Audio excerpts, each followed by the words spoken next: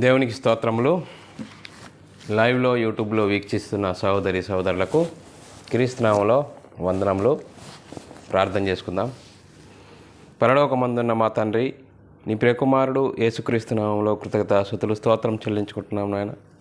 ఉదయకాల సమయంలో బుధవారం రోజున బైబిల్ తరగతి నేర్చుకుంటుండగా ఆత్మ సంబంధమైన సంగతులతో సరిచూసుకొని మరి నీ వాక్యంతో మాతో మాట్లాడండి.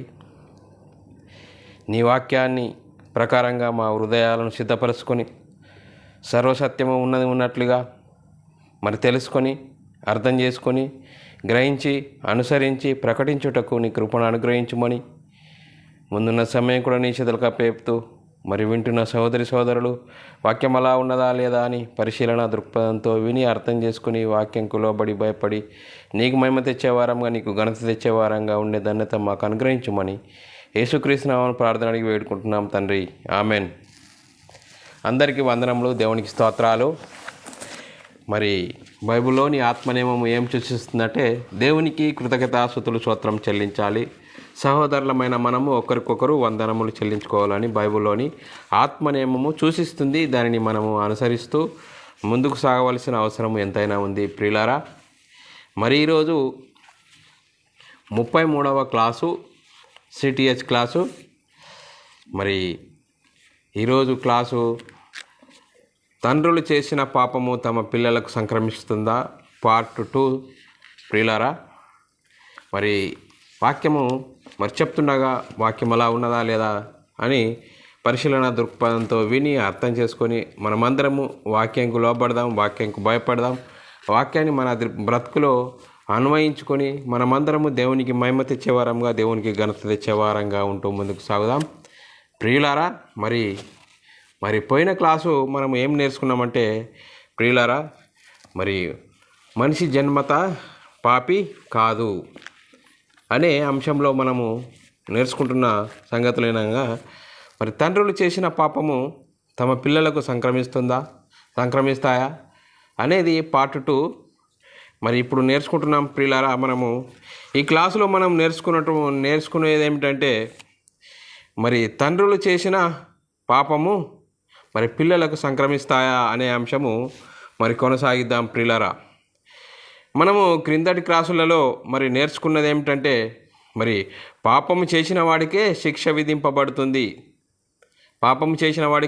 విధించబడుతుంది.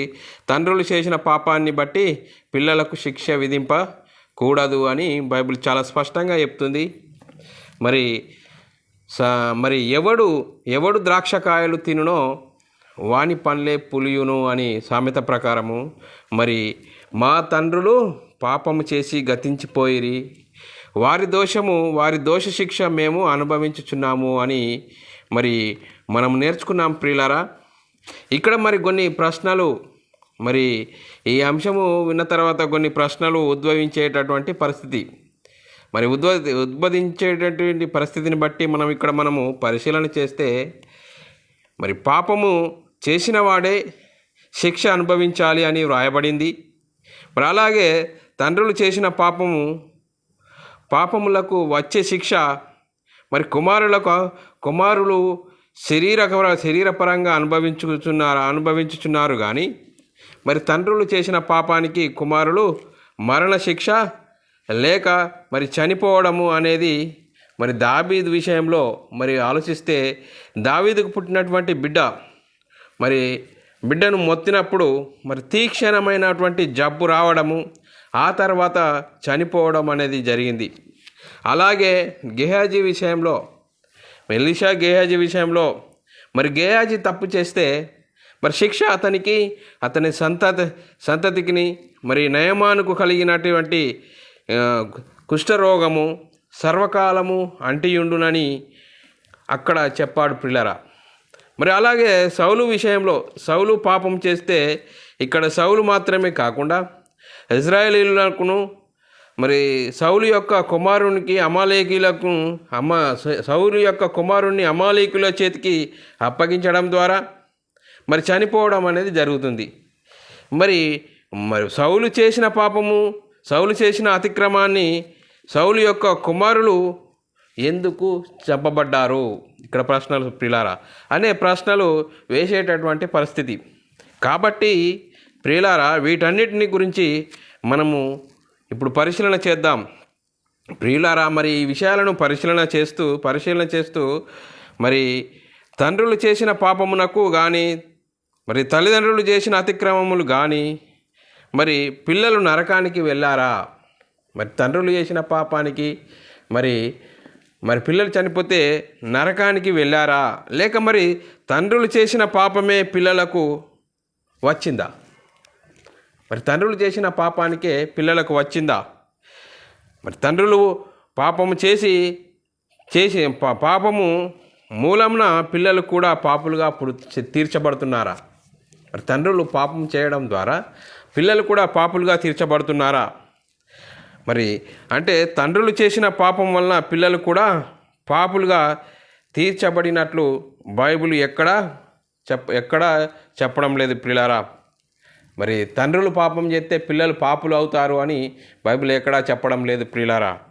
మరి తండ్రులు చేసిన పాపమును బట్టి తండ్రులు పాపం చేయడం మూలాన తమ పిల్లలు శిక్ష విధింపబడము అనగా మరి నరకానికి పంపించినట్లుగా తండ్రులు పాపం చేస్తే పిల్లలను నరకానికి పంపించినట్లు కూడా బైబిల్లో ఎక్కడా లేదు. మరి ఇది గమనించవలసిన అవసరము ఉంది ప్రియులారా. మరి ఇక్కడ మనం కొన్ని విషయాలను పరిశీలన చేస్తే దావీదును గురించి మనము పరిశీలన చేద్దాం.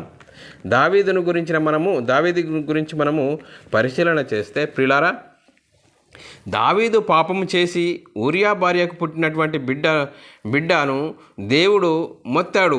అయితే ప్రియులారా, మనం ఇక్కడ పరిశీలన చేసుకుంటే మరి దావీదుకు కనిన బిడ్డ ఏదైతే ఉందో ఆ బిడ్డను దేవుడు మొత్తాడు అని లేఖనాల్లో వ్రాయబడి ఉన్నది. అది 1 సామెలు 2 సామెలు 12వ అధ్యాయము 13వ వచనమును చదువుకున్నట్లయితే ప్రియులారా,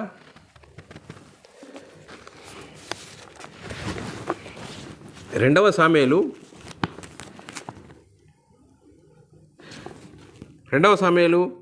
12వ అధ్యాయము 13వ వచనమును చదువుకున్నట్లయితే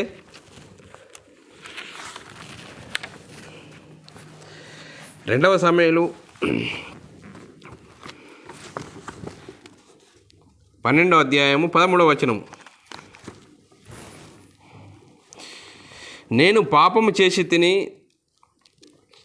చేసి తినని దావీదు నాతానుతో అనగా, నాతాను నీవు చావకుండునట్లు యెహోవా నీ పాపమును పరిహరించెను.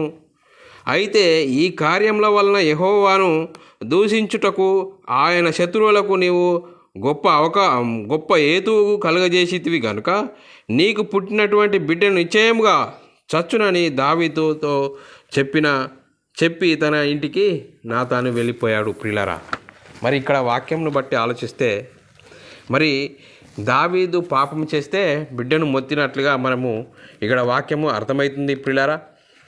మరి దావీదు పాపం చేస్తే బిడ్డ చనిపోయింది. మరి ఆ బిడ్డను దేవుడు మొత్తాడు. దేవుడు చేసిన పాపానికి ఊరియా భార్య అయిన దావీదు కన్న బిడ్డను మరి చంపేసినట్లుగా మరి చూస్తున్నాం. ఆ చనిపోయిన బిడ్డకు మరి దేనికి శిక్ష విధించబడుతుంది? శరీరానికి శిక్షనా లేకపోతే మరి ఆత్మకు శిక్ష? మరి దావీదు పాపం చేశాడు, దావీదు బిడ్డ చనిపోయింది. ఆ బిడ్డ చనిపోయింది కదా, మరి ఆ చనిపోయిన బిడ్డను మరి దేవుడు దేనికి శిక్ష విధించాడు? శరీరానికా మరి లేక ఆత్మక అనేది మనము చాలా మరి ప్రశ్న వేసుకోవాలి ప్రియులారా. మరి దావీదు బిడ్డ చనిపోయిన తర్వాత పరదేశికి వెళ్ళిందా మరి లేకపోతే నరకానికి వెళ్ళిందా? మరి దావీదు బిడ్డ చనిపోయింది కదా, ఆ చనిపోయిన బిడ్డ నరకానికి వెళ్ళిందా మరి పరదేశికి వెళ్ళిందా? ఇది మనము తెలుసుకోవాల్సిన అవసరము ఉంది ప్రియులారా. మరి దేవుడు మొత్తాడు అనేది శరీరాన్ని మొత్తాడా మరి ఆత్మను మొత్తాడా అనేది మనము తెలుసుకోవాల్సిన అవసరము ఉంది. అలాగే రెండవ సంగతిని కూడా మనం ఆలోచిస్తే గెహాజీని గురించి మనం ఆలోచిస్తే ప్రియులారా, గెహాజీని గురించి మనం ఆలోచిస్తే 2వ రాజుల గ్రంథము 5వ అధ్యాయం 15వ వచనము చదువుకున్నట్లయితే 2వ రాజుల గ్రంథము 15వ అధ్యాయము 2వ రాజుల గ్రంథము 5వ అధ్యాయం 15వ వచనం,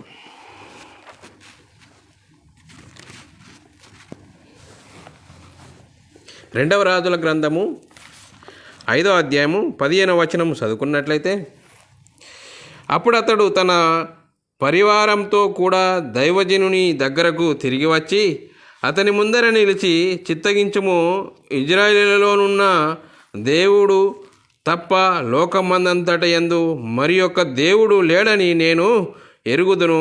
ఇప్పుడు నీవు నీ దాసుడైన నా యొద్ద బహుమానం తీసుకొనవలనని అతన్ని తీసుకొనవలసినదిగా అతనితో చెప్పగా, ఎలీషా, ఎవని సన్నిధిని నేను నిలువబడి ఉన్నానో ఇజ్రాయేలు దేవుడైన యెహోవా జీవంతోడు నేనేమీయు తీసుకొనను అని చెప్పెను. నయమాను అతనిని ఎంతో బతిమాలినను అతడు ఒప్పకపోయెను. చూడండి పిల్లారా, ఇక్కడ ఏమైందంటే మరి గేహజీ, ఏలియా మరి నయమానుకు కుష్ఠరోగం కలిగినప్పుడు ఆ కుష్ఠరోగము నయము చేసినప్పుడు మరి నయమాను ఏం చెప్తుండే, ఎలీషాను మరి నేను బహుమానం ఇస్తాను, ఆ బహుమానం తీసుకోమన్నప్పుడు నేను ఎవని ఎదుట ఉన్నానో తెలుసా, ఇజ్రాయేలు దేవుడైన దేవుని ఎదుట ఉన్నాను, ఏ విషయం ఏం తీసుకోనని మరి ఖచ్చితంగా చెప్పినప్పుడు మీ దేవుడు గొప్పవాడు అని మరి ఆ రాజు అన్నట్లు చూస్తున్నాం పిల్లారా. మరి ఆ బహుమానం తీసుకొని తిరిగి వెళ్తున్నప్పుడు మరి గేహాజీకి ఏమైంది? గేహాజీకి దురాశ కలిగి మరి నా గురువు నన్ను మళ్ళీ పంపించాడు, ఇద్దరికి అవసరం ఉన్నది అని మరి కొన్ని వస్తువులు తీసుకొచ్చినట్లుగా మనము చూడవచ్చు పిల్లారా. మరి తీసుకొచ్చి వచ్చినప్పుడు మరి ఎలీషా అడుగుతాడు పిల్లారా. ఎలీషా అడుగుతాడు, మరి గేహాజీ ఎక్కడికి వెళ్ళినావు అంటే, నేను ఎక్కడికి వెళ్ళలేదు అంటాడు. ఎక్కడికి వెళ్ళినప్పుడు నువ్వు సామాన్ తీసుకున్నప్పుడు నా ఆత్మని అక్కడ నీ వద్ద ఉండలేదా, ఏంటి నువ్వు చేసిన తప్పు అని అన్నప్పుడు పిల్లారా, మరి ఇక్కడ మనం తప్పు చేసింది ఎవరు అంటే పిల్లారా, శిష్యుడైన గేహాజీ తప్పు చేశాడు. మరి అయితే గురువుగారైన ఎలీషా తప్పు చేసిన గేహాజీని మాత్రమే కాకుండా నయమానుకు కలిగిన కుష్ఠరోగము నీకును నీ సంతతికి సర్వకాలము అంటేయుండును ఎందుకు చెప్పాడు? ఇది ప్రశ్న ఒకసారి ఆలోచించవలసిన అవసరం ఉంది ప్రియులారా. మరి గేహాజీ తప్పు చేసి గేహాజీని మాత్రమే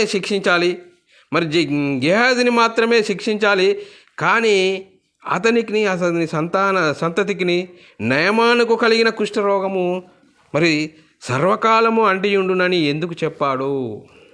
మరి చూడండి పిల్లారా, ఇలా మనం ఇలాంటి ప్రశ్నను మనం ఆలోచించవలసిన అవసరం ఉంది పిల్లారా. ఇకపోతే మరొక ప్రశ్న ఏంటంటే, సౌలును గురించి మనము పరిశీలన చేద్దాం పిల్లారా. సౌలును గురించి పరిశీలన చేద్దాం. మరి మొదటి సమూయేలు గ్రంథము 15వ అధ్యాయం 3వ వచనం, మొదటి సమూయేలు గ్రంథము 15వ అధ్యాయము 3వ వచనమును చదువుకున్నట్లయితే,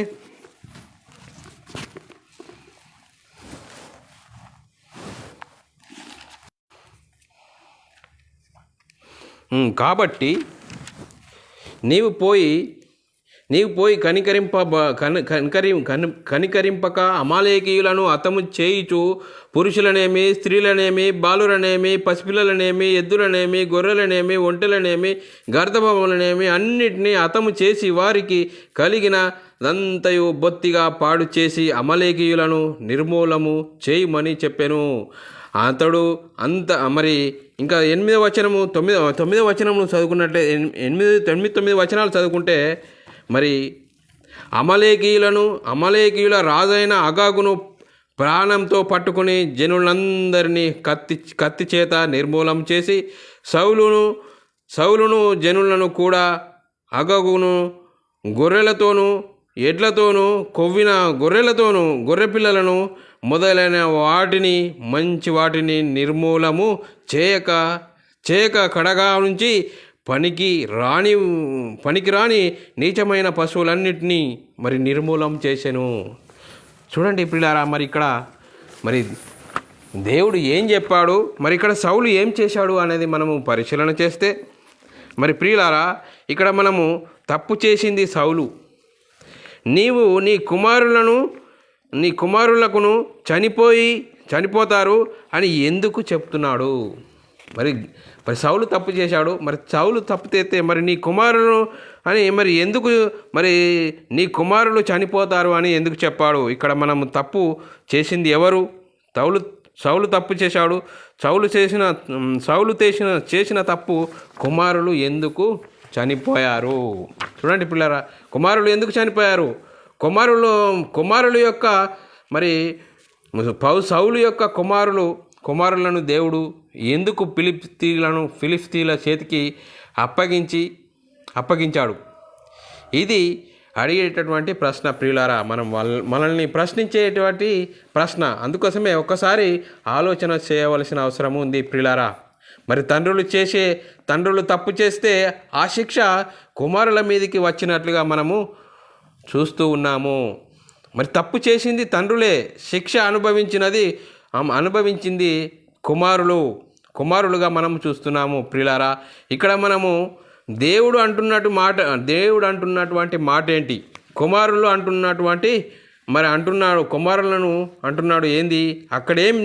అక్కడేమో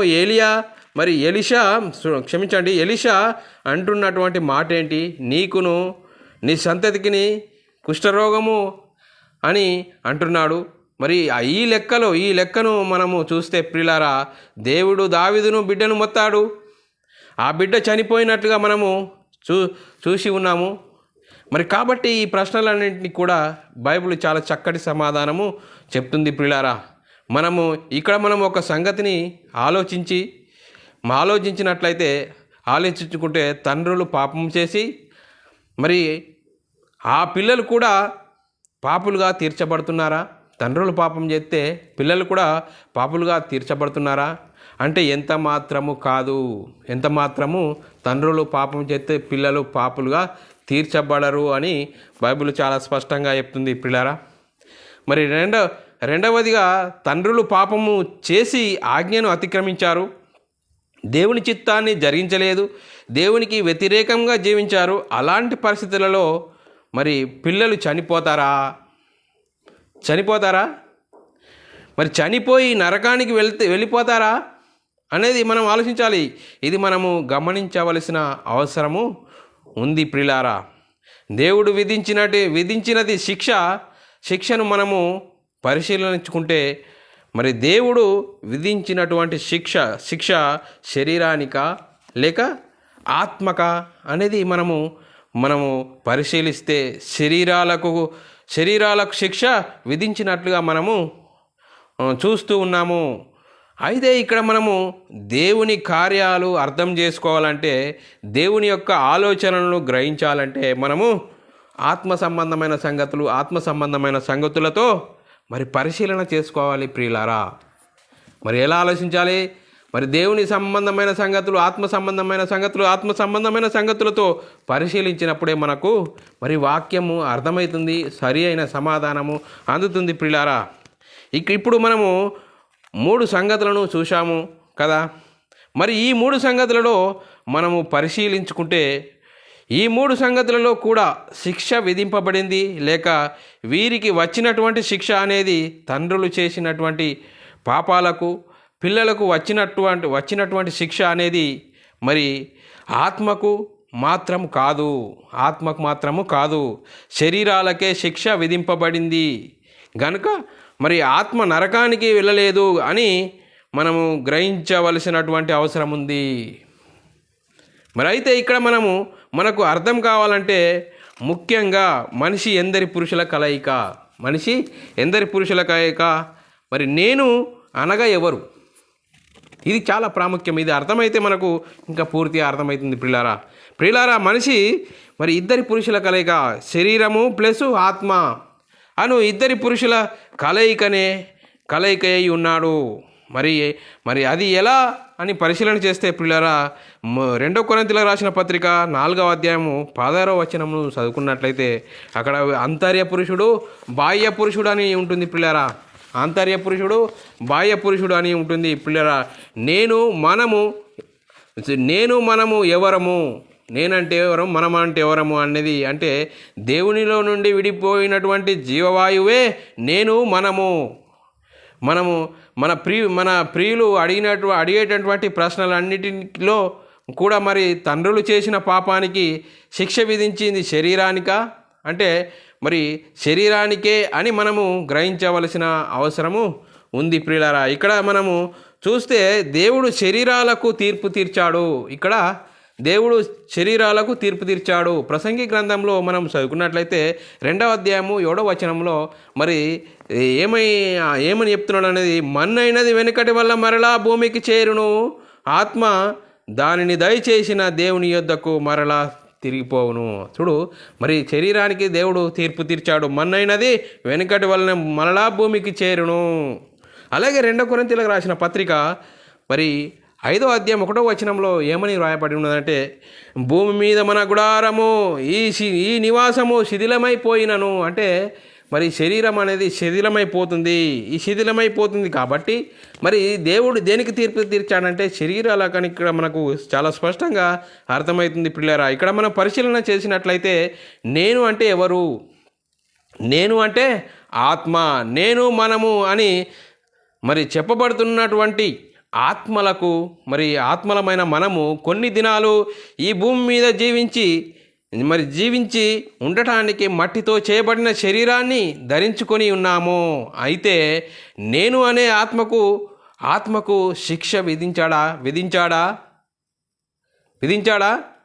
మరి ఈ పరిస్థితులలో అనగా మనము చూసేటటువంటి సందర్భాలను పరిశీలన చేస్తే మరి అలా జరిగినట్లుగా మనకు కనబడట్లేదు. ఆత్మలకు మరి శిక్ష విధించినట్లుగా కనబడట్లేదు.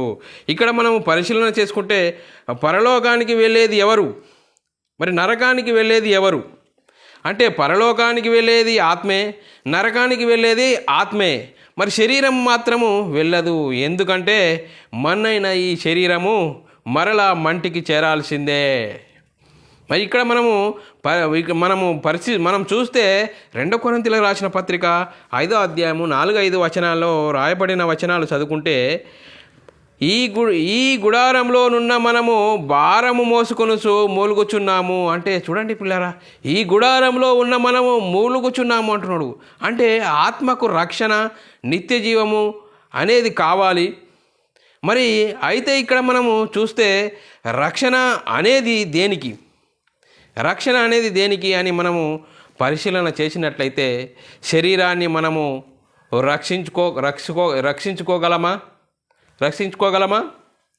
మరి శరీరము మనము కాపాడుకోగలమా అంటే చూడండి పిల్లరా, కీర్తనలు 89వ అధ్యాయంలో 48వ వచనంలో రాయబడిన మాటలను చదువుకున్నట్లయితే మనకు పూర్తిగా అర్థమవుతుంది. మరణము చూడక బ్రతుకు నరుడెవడు, పాతాళం యొక్క వశము కాకుండా తన్ను తాను తప్పించుకొనగలవాడెవ్వడు. అంటే మరణము చూడక బ్రతుకు నరుడెవరు అంటే మరణము అందరికీ వస్తుంది, సర్వజీవులకు మరి మరణం అనేది ఉంటుంది. పాతాళం యొక్క వశము కాకుండా తన్ను తాను తప్పించుకొనగలవాడెవ్వడు. చూడండి పిల్లరా, అని మరి ఇక్కడ అంటున్నటువంటి సర్వజీవులకును మరణం అనేది ఉంది. కాబట్టి మరణము చూడక బ్రతుకు నరుడెవడు, ఈ శరీరము మన్నైనది కనుక మంటికి చేరవలసినదని వాక్యం మనకు అర్థమవుతుంది పిల్లారా. మనం ఆలోచించుకోవలసిన అవసరము ఉంది పిల్లారా. మరి శిక్ష దేనికి వస్తుంది, ఆత్మకా శరీరానికా? మరి అయితే రక్షణ అనేది దేనికి కావాలి అని మనం పరిశీలన చేస్తే రక్షణ అనేది ఆత్మకు కావాలి. కాబట్టి ప్రియులారా, మనకు అర్థమైంది ఏమిటంటే దేవుడు ఇచ్చేటటువంటి శిక్ష మరి శరీరానికా ఆత్మకా అంటే ప్రియులారా ఆత్మకే. ఎందుకంటే ఆత్మ సంబంధమైన ప్రతి ఆశీర్వాదం దేవుడు మనకు అనుగ్రహించాడని మరి వ్రాయబడి ఉన్నది. అయితే తప్పు చేసిన వారికే దేవుని చిత్తాన్ని జరిగించని వారికి మరి అపవాదికి వాని యొక్క అనుచరులకు దేవుడు నిత్య నరకానికి మరి సిద్ధపరిచిన దానికి మరి నడిపిస్తాడు. ఇక్కడ మనం పరిశీలన చేస్తే పిల్లరా, దావీదు మరి దగ్గరకు వస్తే దావీదు బిడ్డను మొత్తాడు కదా. మరి దేవుడు మొత్తడం వలన దావీదు బిడ్డ చనిపోయింది కదా. మరి దావీదు మరి చనిపోయిన బిడ్డను నరకానికి వెళ్ళిందా, మరి పరదేశికి వెళ్ళిందా, లేకపోతే మరి ఇక్కడికి వెళ్ళింది ఇది మనం తెలుసుకోవలసినటువంటి అవసరము ఉంది ప్రియులరా. మరి దేవుడు దావీదు బిడ్డను మొత్తినాడు. మరి దావీదు బిడ్డ మరి ఎక్కడికి వెళ్ళింది? నరకానికి వెళ్ళిందా అంటే ఎంత మాత్రము నరకానికి వెళ్ళలేదు ప్రియులారా. మరి అక్కడ బిడ్డ నరకానికి, మరి శరీరము చనిపోయింది కానీ ఆత్మ మాత్రము ఎక్కడికి వెళ్ళిందంటే పరదేశకు వెళ్ళింది. మరి నెమ్మది పొందే స్థలానికి వెళ్ళింది అని మనము గ్రహించవలసిన అవసరం ఉంది. మరి ఎట్లా గ్రహించగలము అనే ప్రశ్న. మరి ఎట్లా గ్రహించగలము? రెండవ సామెలు రాసిన గ్రంథంలో 12వ అధ్యాయం 23వ వచనంలో రాయబడిన మాటను చదువుకున్నట్లయితే, నేను వాని యొద్దకు పోవదును కానీ వాడు నా యొద్దకు మరలా రాడని వారితో చెప్పాను. చూడండి పిల్లరా, ఎంత స్పష్టంగా దావీదు గారు చెప్తున్నాడు. నేను వాని యొద్దకు పోవదును కానీ వాడు నా యొద్దకు రాడని చెప్పాను. ఈ వచనంలో దావీదు ఒక గొప్ప అద్భుతమైన మాట చెప్పాడండి. మరి దావీదు మరి ఏమన్నాడంటే, నేను వాని యొద్దకు పోవదును కానీ వాడు నా యొద్దకు రాడని వారితో చెప్పాను. మరి ఆ బిడ్డ ఎక్కడికి వెళ్ళి ఉంటాడని మనము తెలుసుకోవాలంటే ముందు దావీదు ఎక్కడికి వెళ్ళాడో మనము తెలుసుకోగలిగితే, మరి చూడండి పిల్లరా, దావీదు ఎక్కడికి వెళ్ళాడో అనేది మనం పరిశీలించితే, మరి అపొస్తలుల కార్యము 13వ అధ్యాయము 13 నుంచి 36, 37 వచనాలు చదువుకుంటే మరి దావీదు ఎక్కడికి వెళ్ళాడనేది మనకు ఇక్కడ స్పష్టంగా అర్థమవుతుంది పిల్లరా. దావీదు దేవుని సంకల్పము చొప్పున తన తరము వారికి సేవ చేసి నిద్రించి తన పితరుల యొద్దకు చేర్చబడి కుళ్ళిపోయాను కానీ దేవుడు లేపినవాడు కుళ్ళు పట్టలేదు. చూడండి పిల్లరా, ఇక్కడ దావీదు గురించి అద్భుతమైన మాట చెప్పబడింది. దావీదు నిద్రించి ఎక్కడికి వెళ్ళాడంటే తన పితరుల యొద్దకు వెళ్ళాడట. ఎవరు పితరులు అంటే అబ్రాహాము, ఇస్సాకు, యాకోబులు. అంటే అబ్రాహాము ఎక్కడ ఉన్నాడు అని మనము పరిశీలన చేసుకుంటే, మరి లాజరు ధనవంతుడైన యథార్థ గాథను మనము మరి ఆ అంశంలో మనము చూసాము, విన్నాము ప్రియులారా.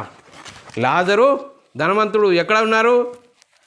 మరి అబ్రాహాము రమ్మున ఆనుకొని ఉన్నారని వాక్యం చెప్పబడుతుంది. లూకాసు వార్త 16వ అధ్యాయం 22వ వచనంలో మనం చదువుకున్నట్లయితే, ఆ దరిద్రుడు చనిపోయి దేవదూతల చేత అబ్రాహాము రమ్మున ఆనుకొనెను.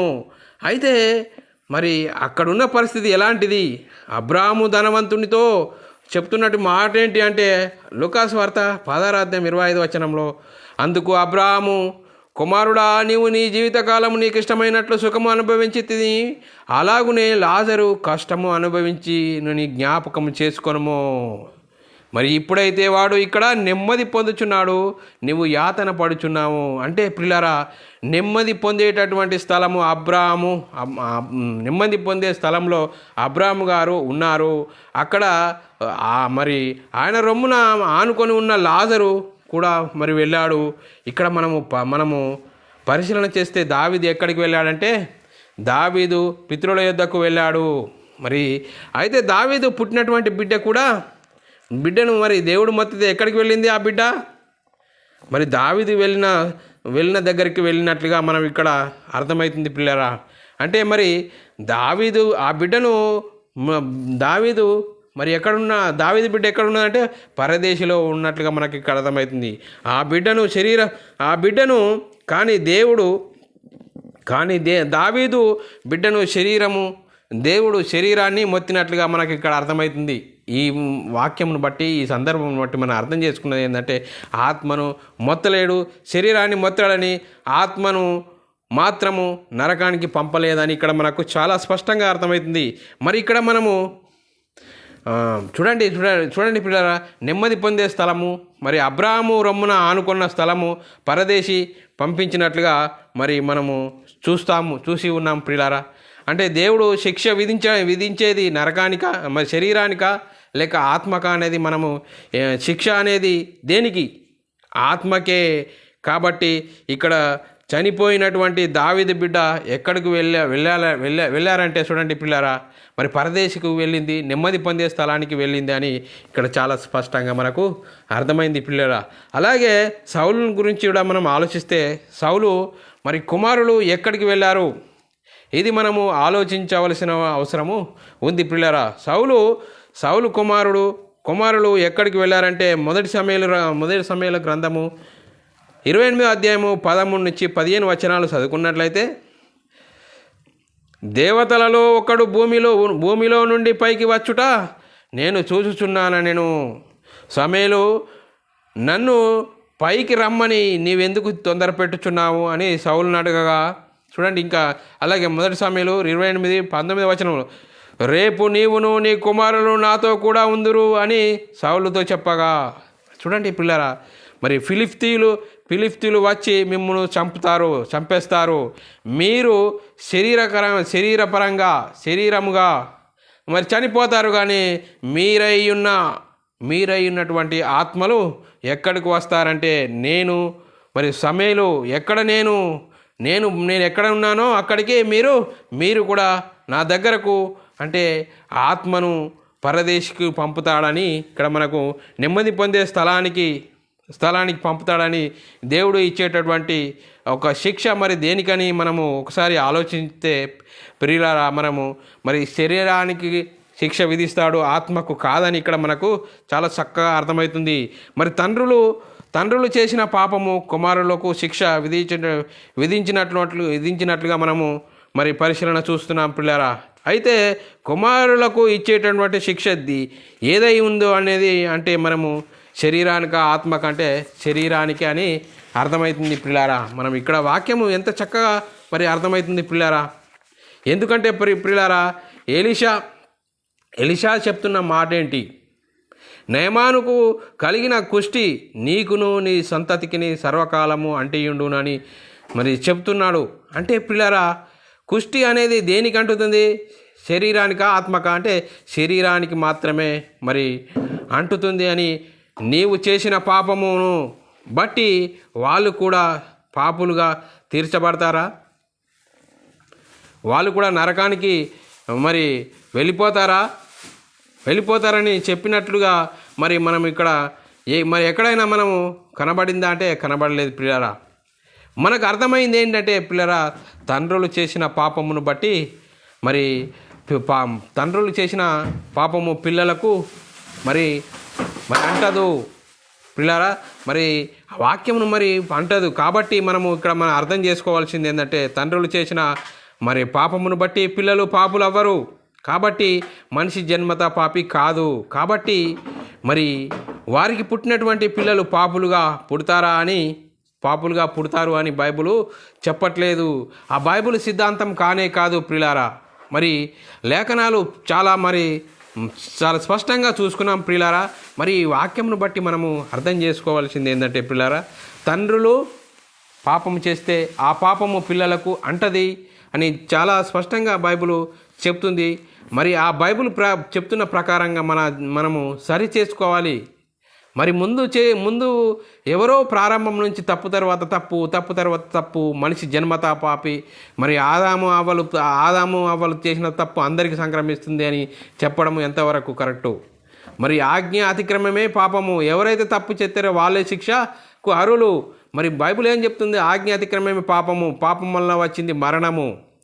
మరి అందరూ దేవుడు అనుగ్రహించి మహిమను పొందలేక పాపము చేసినందున, ఎంత చక్కగా చెప్తుంది, పాపము చేసినందున అందరూ మరి పాపులుగా తీర్చబడతారు. కానీ పాపము చేయని వారికి పాపము అంటదని బైబిల్ చాలా స్పష్టంగా చెప్తుంది ప్రియులారా. మరి మనం చాలా స్పష్టంగా మనము అర్థం చేసుకోవాల్సిన అవసరం ఉంది ప్రియులారా. మరి ఇలా లేఖనాలను పరిశీలన చేస్తేనే తప్ప మనం వాస్తవం అనేది మనకు తెలియదు ప్రియులారా. ఈరోజు మరి ఏ విధంగా ఉంది క్రైస్తవ సమాజం? మరి ఎవరో చెప్పింది, మరి వారు చెప్పిందే వారు చెప్పడం వలన అలాగనే సాగిపోతుంది. కానీ లేఖనాలు పరిశీలన చేయకపోవడము మరి జరుగుతుంది. ఆ విధంగానే మరి అందరూ మరి తప్పు తర్వాత తప్పే అని దాన్నే వాదిస్తున్నారు. కాబట్టి మరి లేఖనాలు ఏం చెప్తున్నాయి? ఆ లేఖనాలు ఆ విషయాన్ని సమర్థిస్తలేదా అనేది మనము మరి వాక్యం దగ్గరికి వచ్చి చూసుకున్నప్పుడు వాక్యము చాలా స్పష్టంగా అర్థమవుతుంది పిల్లారా. మరి ఇంత గొప్ప ధాన్యత భాగ్యం దేవుడు అనుగ్రహించిన విధానమునకు దేవునికి స్తోత్రాలు. మరి చాలా స్పష్టంగా మరి మనిషి జన్మత పాపి అంటే మనిషి జన్మత పాపి కాదు. మరి తప్పు చేస్తేనే పాపి అవుతాడు. కానీ ఆజ్ఞ అతిక్రమమే పాపం అవుతుంది. కానీ మరి ఆ పాపం వల్ల వచ్చింది మరణము. అందరూ ఇప్పుడు దేవుడు అనుగ్రహించి మహిమను పొందలేక అందరూ పాపము చేసినందున అని చాలా స్పష్టంగా రోమిలకు రాసిన పత్రికలో రాయబడి ఉన్నది ప్రియులారా.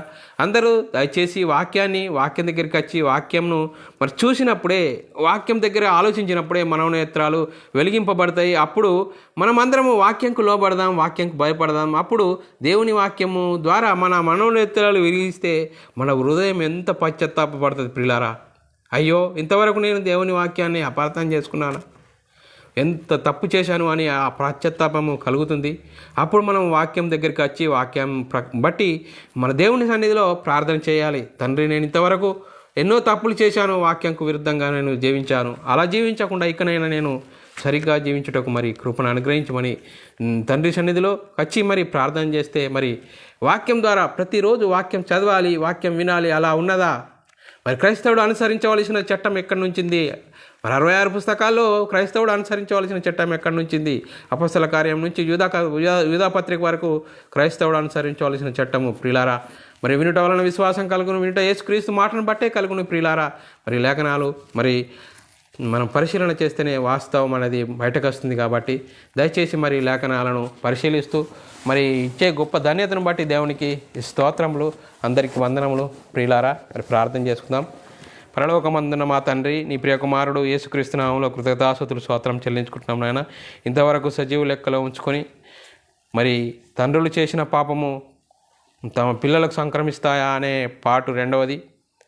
మరి తండ్రులు చేసిన పాపము పిల్లలకు సంక్రమించది అని బైబిల్ చాలా స్పష్టంగా చెప్తుంది. ఎవరు తప్పు చేస్తే వారికి శిక్ష విధింపబడుతుందని చాలా బైబిల్ స్పష్టంగా చెప్తుంది. మరి తండ్రులు పాపం చేసి మరణిస్తే ఆ దోష శిక్షను మాత్రమే కుమారులు అనుభవిస్తారని చాలా స్పష్టంగా బైబిల్ చెప్తుంది. ఆ లేఖనాలను మనం విన్నది మేము విడిచిపెట్టకుండా విన్న మాటల ప్రకారం సరిచేసుకొని హృదయంలో భద్రపరుచుకొని వాక్యానుసారంగా జీవించి నీకు మహిమ తెచ్చే, ఘనత తెచ్చే గొప్ప ధన్యత భాగ్యం మాకు అనుగ్రహించినందుకు కృతజ్ఞతాస్తుతులు స్తోత్రం చెల్లించుకుంటూ యేసుక్రీస్తు నామములో ప్రార్థనకి వేడుకుంటున్నాం తండ్రి, ఆమెన్. అందరికీ వందనములు ప్రియులారా. ఇలాంటి ఆత్మీయమైన అంశాలు వినాలనుకుంటున్నారా? మరి యూట్యూబ్ ఛానల్లో బైబిల్ విజ్డమ్ అని మీరు సబ్స్క్రైబ్ చేసుకోండి. ఎన్నో ఆత్మీయమైన అంశాలు వినండి. మరి విని అనేకులకు షేర్ చేయండి. మరి మీ వ్యక్తిగత ప్రార్థనలో మా పరిచర్య నిమిత్తం ప్రార్థనలో జ్ఞాపకం చేసుకోవాల్సిందిగా క్రీస్తు ప్రేమను బట్టి బతిమాలుకొంచున్నాను. అందరికీ వందనములు, దేవునికి స్తోత్రములు.